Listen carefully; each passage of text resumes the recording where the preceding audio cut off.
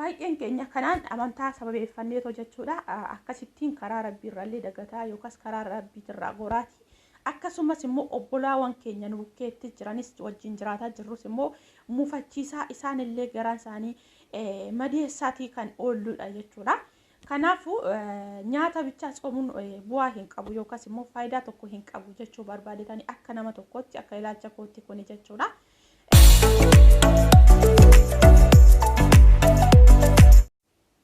Ashama harka fuudhee akkam jirtan hordoftoota chaanala kootii kan taatan marti keessanuu nagaan rabbii lafaaf iddoo jirtanitti isiniif haa baay'atu akkam turtan akkam sa'a kana geessan an obboleettiin keessan nagaa guuturraa faa qaba nageenya na bukkee ture isin birallee haa jiraatu isiniin jecha akkasuma hordoftoota amantaa musliimaa marti keessaniyyuu lafaaf iddoo jirtanitti nagaan isiniif haa ta'u isiniin jecha baga ittiin isiniin ga'e ayyaana jaalalaa kan gammachuu id mubaarak isiniin jedhee jira.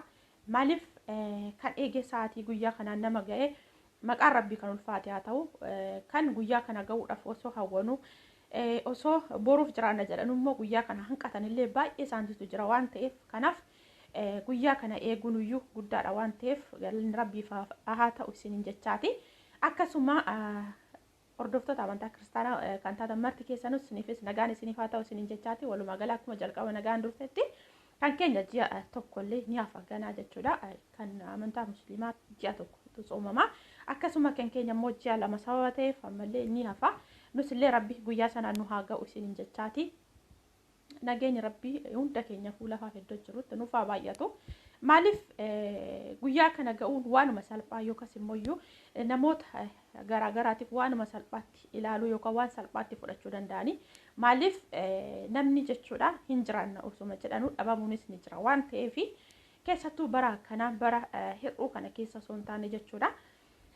Kanaafu maaliif asuma maal dhaamsa tokko dubbachuu barbaadetananii ijoolleen baay'een keessan jechuudha tibbana kana ammoo amantaadhaan kan wal qabsiise immoo gizee tokko jechuudha biyaansi ji'a lama ji'a tokko itti furu gizee tokko immoo achi itti ka'u waa'ee amantaa kanarraallee guyyaa tokko gadi ba'ee dubbadhe hin beeku maalumaaf iyyuu ani yeroo hundumayyuu wanti hin jedhu yookaas akka ilaalcha kootittis ta'e yeroo baay'ees wanti hin dubbadhu amantaa namni kan amanu laphee ofiitiif malee namaaf miti. Kanaaf amantaa akkan koo akkuma jaaladhu amantaa namaallee kabajuun dirqama sababa ta'eef osoo amantaa yookaas immoo amantaa mikinaata sababa godhattanii amantaadhaan wal arrabsuu wal xiqqeessuu baattanii baay'ee tokko das nama jala yeroo baay'ees waan irra deddeebi'ee dubbadhuudha jechuudha. Maaliif kanuma keessa soomana kana keessa jechuudha namni jechuudha mee namni gaafa jalqaba soomii kana qabdan wajjin jirtan akkasumas immoo soomanuma kana keessa juma tokko kana keessatti namni baay'ee nama ol biraa dhabdan hin jiru baay'een ni jiru. Maaliif kan boru jiraanni har'a jiraanni keenya hin beekne jechuudha jechoota waan adda addaatiin garaa wal madeessuu akkasumas immoo wal arrabsuu wal xiqqeessuun immoo baay'ata miidiyaa kanarratti jechuudha. Boru iftaan namni tokkorraa gara tokkotti baratee yookaas immoo tokkorraallee namni kanarra sababii akkanaa yookaas immoo maaliif wanta akkasiitti kunirraa rakkinni kunirra ga'e laata jenneetoo nama fuulduratti rakkate yookaas immoo miidhaawwan garaagaraa iddoo garaagaraatti ta'u agarree tooniyyuu irraa barannee hin deebinu jechuudha. Ittuu kan caalu ta'aatii deema. Sanas ta'ee kana waaqayyo waan hunda danda'a hundaafuu rabbi deebii qaba nama karaa isaa yaadatu nu haa taasisu. Maaliif jennaan ilmi namaa amantaa namaaf jedhee miti kan amanu lubbuu isaatiif ofii isaatiif jedheeti waan ta'eef jechuudha. Akkuma dachee kanarra nan jiraadha jedhee xaaru sana dachee kanarra immoo iddoo nuti jiru iddoo darabaa yookaan jireenya darabaa akka ta'e hubanne jireenya keenya boruutiif galgala keenyaaf galaa osoo kaawwanne baay'ee gaariidha. Maaliif hin soomna jenna garuu namni jechuudha nyaata qofa soomuu yookaas immoo wantoota adda addaa soomuu qofa osoo hin taane wanti sooman baay'eetu jira jechuudha. Osoo nyaata soomaa jiranuu kan afaaniin immoo jechoota hamaa akkasumas immoo jechoota adda addaa dubbatanii tooniyyuu karaa rabbii dagataa jiran baay'eetu jira jechuudha. Garuu isaanitti itti mul'atu namoota akkasiitti itti mul'atu ani sooman jira jedhu garuu jechootan immoo waa'ee amantaa namaatirraa dubbachuus ta'e waa'ee nama arrabsuus ta'e waa'ee namaatis gadi kaasanii waa'ee namaa dubbachuun suni karaa rabbii dagachuu akka ta'e itti mul'atu nama sanatti jechuudha. Already midhaan qofa nyaata qofa soomuu faayidaa hin qabu. Maaliif namni wantoonni soomamuu qabu yookaas immoo wanti karaa rabbii nu dagachiisan baay'eetu jira waan ta'eef jechuudha. Keessattuu sa'aatii kana sa'aatiitti dhaabbatanii fuula rabbii dhaabbatanii isa balleessan iyyuu dhiifama gaafatan namni immoo kunoo akkasitti gamaaf gamana akka bineessaa sana waa'ee amantaatiin mirkaneeffate yookaan amantaa sababa godhate baay'ee wal nyaatu, baay'een isaanii wal xiqqeessu, baay'een isaanii wal arrabsu jechuudha. Baay'een keenya kanaan amantaa sababeeffanneetoo jechuudha. Akkasittiin karaa rabbiirraallee dagataa yookaas karaa rabbiitirraa goraati.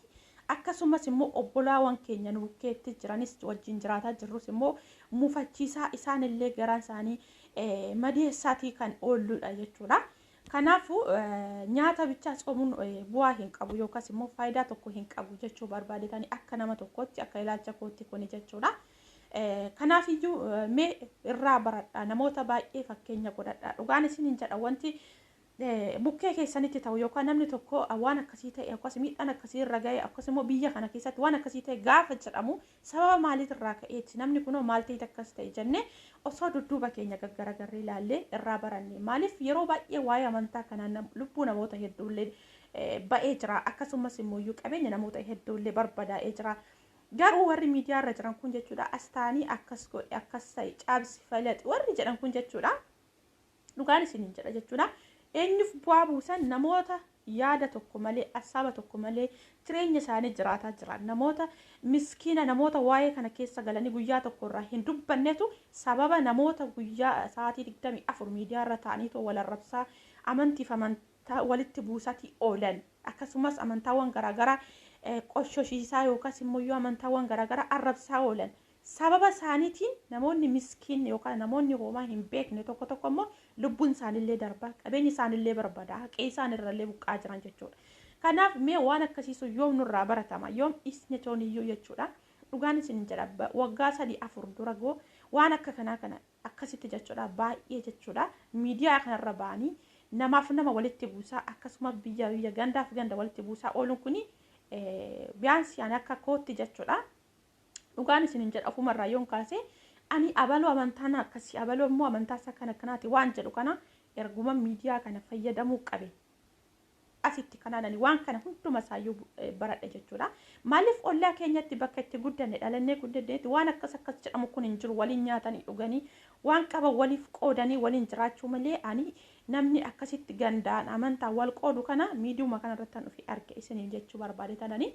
Kanaafiyyuu sababa kanaan kanas ka'uun eenyutu miidhamaa jira haadholii abbootii obbolaa keenya kan biyya jiraatan kan waan tokko jechuudha guyyaa tokko gabbaanii waan akkasiitirra dubbatanii hin beeknetu lubbuun isaanillee darba qabeenyi isaanillee barbadaa'ee qe'ee isaaniirrallee buqqaa jiran jechuudha. Kanaaf obboloota koo dhugaan isiniin jedha maaliif jireenya hagam dachee kanarra jiraannu waggaa 100 jiraannu dhugaan isiniin jedha jireenya darabaati inni nuti jiraannu garuu jireenya darabaa kana jennee immoo ilma namaaf walitti buusuun akkasumas wala jechisiisuun faayidaa tokko nuuf hin qabu. Maaliif garuu har'aaf nutti fakkaachuu danda'a. Har'aaf fi wantoota adda laallee har'a wantoota caccalaqqisan kana laallee tooni jechuudha nutti fakkaachuu danda'a. Akkasumas immoo namni tokko immoo jedheetuma kan suuraawwan namaallee fidee kan amantii namaatiin walitti nama buusullee gaggaragalchee jechuudha. Maaliif itti miidiyaa guddifachuuf faayidaa yerootiif jechuudha. Maaliif dachee kanarraa amma jirrutti qofa nyaanna borukkoon wajjin boolloon seenu wanti nuti har'a ittiin obbolaa keenyanis akkasumas immoo hiriyoota keenyanis adda baanee isaanillee ofitti gaddisiisnee obbolaa haadhaaf abbaa maatii keenyanillee gizee itti walitti bu'antu jira ilmi namaa maallaqaa jechuudha.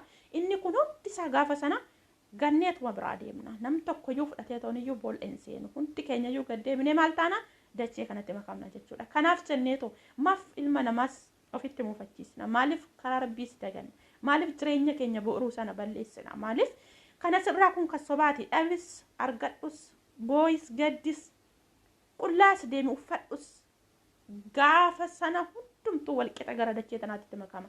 Inni dureessa tures inni hiyyeessa tures qixxuma gara dachee kanaatti dabalama jechuudha. Kanaaf eessatti inni itti ilmi namaa akka hojii isaatitti adda qoodamu galgala keenya maaliif akka hojjettetti waan facaasan hammatan akkuma jedhan waan facaasne san akka hammannu kana beekatuma maaliif isa har'aa kana rakkattullee gwaaddanyaa koo hiriyaa keetti afuura bafattaa itti haasaattaa kan boruu sana garamitti keessaa sokkita maaliif bakka dhaqan galuun hin jirre sana jechuudha. Kanaaf san sana maaf nuuf funduraa dhoski maaliif waaqayyoon san sana nutti nagarsiisne jedha gizee tokko jechuudha.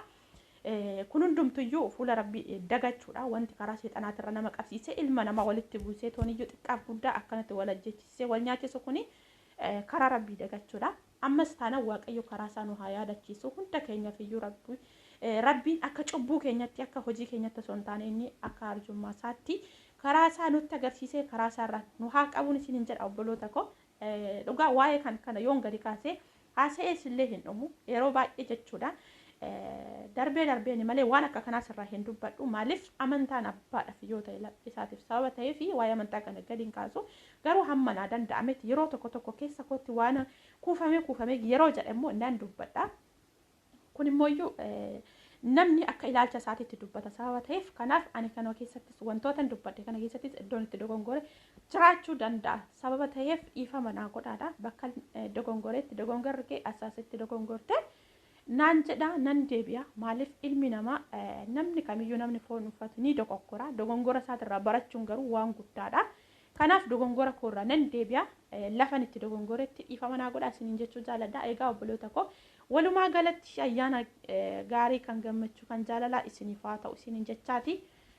Hundi keessanuu lafa jirtanitti nagaa ta'a ilma namaatiif nama kamiifuu waaqayyo nagaa haa kennu biyya keenyatti rabbi nagaa nu haa buusu nutillee rabbi tokko nu haa taasisu jaalala nu gidduu irraanfatu jibba nu keessa haa dhabamsiisu rabbi jibbuma waan fakkaatu ilma namaa kan wal jibbisiisu gidduu keenya bal'eensee rabbi jaalala nuuf haa baay'isu dachaadhaan ilma namaatiif jaalala haa baay'isu isiniin jechuu jaaladha. Turtii gaariin isiniin jedha nagaan naaf tura hanga viidiyoo biraa walitti deebinutti baay'ee baay'een isin jaaladha baay'een isin kabajaa lafa nagaa iddoo nagaa jiraadha turtii gaarii.